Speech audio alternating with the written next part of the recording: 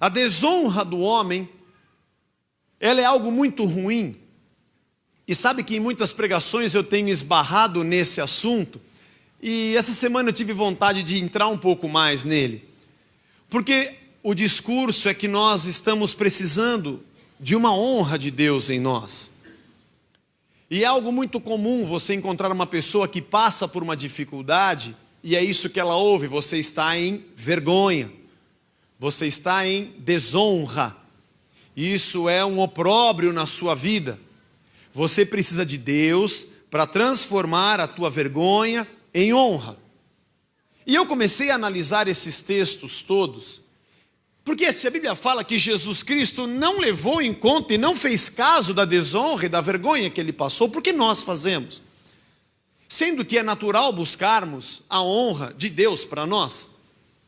Mas todas as situações onde Deus restituiu a honra do seu povo Israel, sempre estava ligado ao fato de que este povo Israel ou Judá havia pecado. E o seu pecado o afastou da bênção de Deus. E o seu pecado o afastou da promessa de Deus. O seu pecado tirou dele a condição de comunhão com Deus. A sua maldade do coração o levou a cometer erros que trouxeram consequências vexatórias até. Davi, por exemplo, adulterou com Batseba, teve que mandar matar o seu marido, o marido dela. Depois veio aquele menino morrendo dentro da sua própria casa. Uma situação realmente vexatória e vergonhosa, mas não veio de Deus. O próprio Davi fez aquilo. Ou nos dias de reis ruins, como foi Acabe, que fez altares a Baal em toda a nação, e outros que tais, que levaram o povo de Deus longe do Senhor. E a vergonha e a desonra estavam sempre atreladas a essa distância de Deus. Na verdade, a grande desonra do homem chama-se pecado. É isso que nos envergonha, é isso que deveria nos envergonhar, na verdade. A desonra era um sinal da ausência de Deus e da presença da consequência do maligno, que massacrava o sentimento daquele que havia pecado, daquele que estava naquela situação. Hoje, infelizmente, nós não sabemos distinguir entre essas duas coisas. Tudo parece ser uma mesma desonra e uma mesma vergonha. Qualquer problema que você possa passar, passa a ser uma desonra, uma ignomínia, uma vergonha e um opróbrio, e que Deus vai te livrar ou precisa te livrar disso. Como, por exemplo, quando Deus disse a Israel que eles teriam no lugar da sua vergonha uma dupla honra. Obviamente ligado ao fato de que este mesmo povo deveria se arrepender do seu pecado e voltar ao Senhor. Porque senão, como que eu vou entender o fato de Jesus não levar em consideração a vergonha e passar por cima da ignomínia, não fazer caso dela, não ter problema de ser envergonhado e desonrado? Isso tem a ver conosco. Eu perguntei para mim mesmo, quantas vezes eu fico envergonhado pelas coisas que passo? Quantas vezes você se sente envergonhado por ter vivido, ou ter passado, ou estar hoje passando uma situação para a qual você não tem uma explicação plausível? E o que é mais interessante é que quando eu busco esse tipo de honra de Deus, a honra de Deus para mim, sempre ela está ligada ao fato de que se eu for honrado, alguém será desonrado. E essa busca, ela acaba sendo um pouco doentia, e ela é um grande perigo para nós. Quando você diz, Deus vai me honrar, e olha para alguém, é querendo dizer, e Deus vai te envergonhar, você ainda vai ver. E parece que essa disputa pela honra, ela passa por um sentimento doentio de vingança que nós trazemos dentro de nós.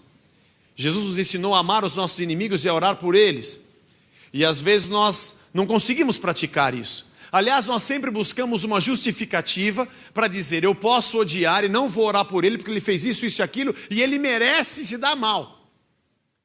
E nós achamos que a honra de Deus para nós sempre vai implicar em vergonha para alguém. É um sentimento muito pobre, muito mesquinho, e nós o carregamos dentro de nós.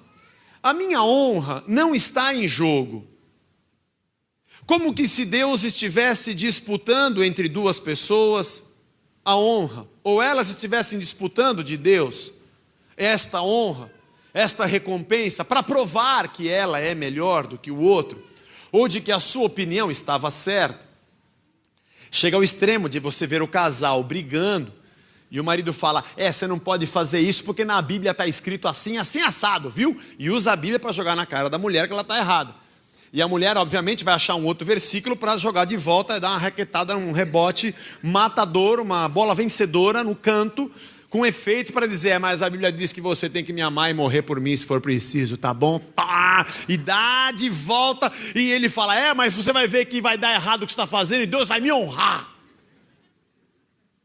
E eu imagino Deus olhando do céu para essas questões que nós temos, eu tenho, você tem, nós temos entre nós, entre irmãos, de negócios que nós fazemos, disputas que nós temos pessoais, e os dois usam a Bíblia, e os dois profetizam, e os dois falam, e os dois requerem de Deus a honra, e acho que Deus fica com o score lá no céu, quem fez mais ponto, quem orou mais, para dizer, pegar, colocar os dois no ringue, e dizer, o jurado decidiu, e o vencedor, the winner is fulano, levanta a mão, Deus me honrou, se ferrou, Deus me honrou. E esse negócio de honra tem mexido muito conosco. E muitas pessoas buscam a Deus para encontrar em Deus a sua honra. É interessante porque eu acho que a minha honra está em jogo cada vez que eu sou requerido. E por isso entro nessa disputa. Eu acho que demonstro que Deus é Deus com as minhas glórias. E não consigo mostrar com as minhas perdas. Interessante isso. Então, se Deus me honrar, todo mundo vai ver que Ele é Deus. Raciocínio até interessante. Se Deus me honrar em tudo que eu fizer, as pessoas vão olhar para mim e dizer assim, puxa, Deus é bom mesmo. O senhor não acha, Senhor? Eu acho esse raciocínio tão correto quanto conveniente. Porque é muito legal dizer assim, Senhor, olha, vou propor um negócio para o senhor, ver se o senhor aceita um negócio. Por exemplo, eu vou fazer um teste para o trabalho, tem 50 mil candidatos para uma vaga para ser o presidente da multinacional. Sei lá, seja lá o que seja.